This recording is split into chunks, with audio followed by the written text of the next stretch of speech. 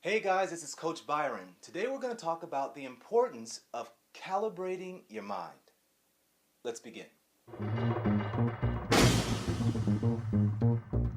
I never go back to Georgia. Don't sell that either.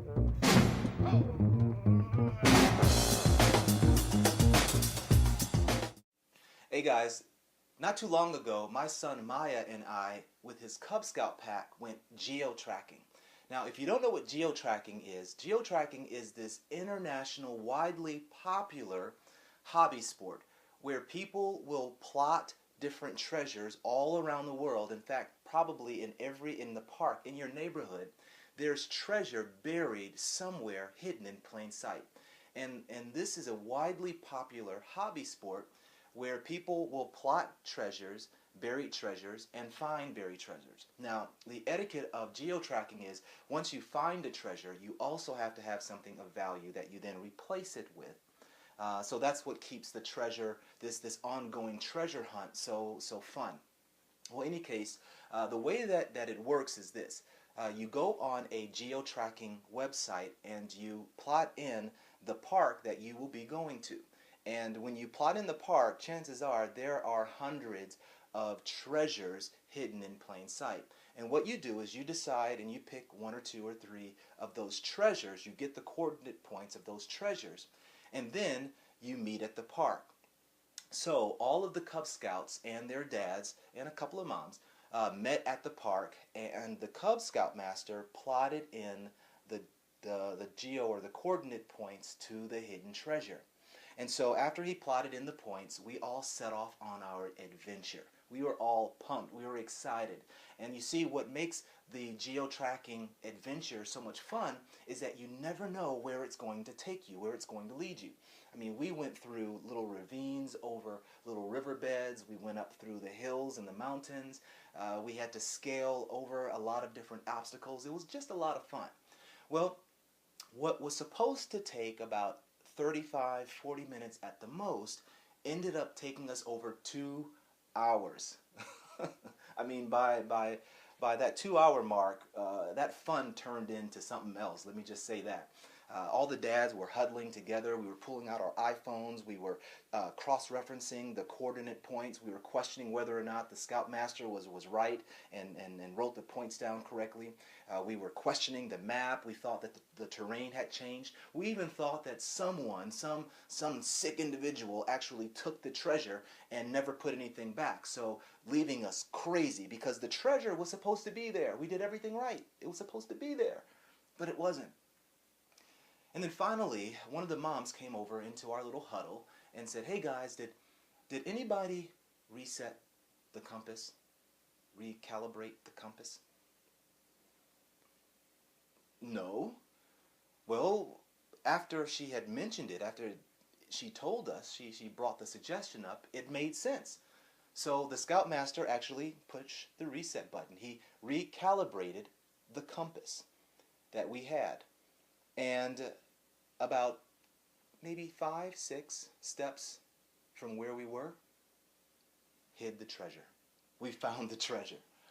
Now, guys, I tell you this story because, you see, no matter how dedicated and committed we were, no matter how much desire we had for finding that treasure, it didn't matter that we had the correct coordinate points and that the map was actually accurate. You see, none of that mattered because the compass was off.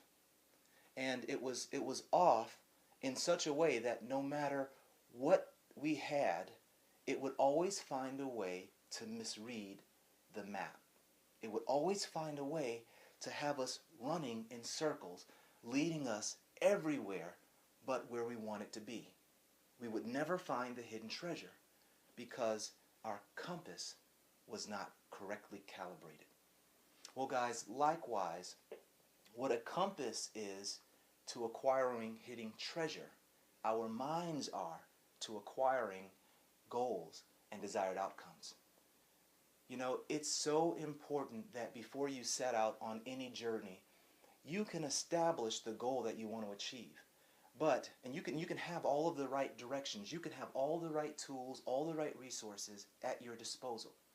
But if you don't recalibrate your mind, if you don't take the time to reset your mind, take captive the negative thoughts that you've allowed to settle in your mind, what will happen is every time you plot or you use a roadmap, every time you use a strategy, every time someone gives you great advice, you will find a way of misusing it, and you'll find that it won't work for you. But in reality, what you've been given, the roadmap, your suggestions, the route you're going to take, is correct. But what you may need to do on a regular basis is recalibrate your mind. And that's why on day one of this challenge, we start off with having you address the stuff that you've allowed to settle between your ears, in your mind. And so what we want you to do, we encourage you that on day one, go through the action step that you've been given. Take the time to reset, recalibrate your mind. Take the time to identify the negative thoughts that you've allowed to influence your actions and your behaviors. Because you see, your beliefs drive your actions, and your actions give you the results that you experience in life. And the results that you have in your life are nothing more than a snapshot of your beliefs and action. And so up to this point, if you haven't enjoyed the results that you've experienced in your life, don't be quick to throw away the process. Don't be quick to say, that just won't work for me. Instead, take a look at the mind, at your mind, at what thoughts you've been allowing to drive your behavior that ultimately produces the results you get. Learn to, on a regular basis, recalibrate your mind. Well, guys, I hope that this little point, this little time serves you well. And remember, over the next 21 days, enjoy the journey, enjoy the process. That's part of the fun. And ultimately, as you learn to reset your mind on a regular basis, push the reset button every single day, you'll find yourself ultimately crossing the finish line and finding the hidden treasure that you've always wanted. All right, guys, and all that you do, live generously and finish well. I'll see you next time. Peace.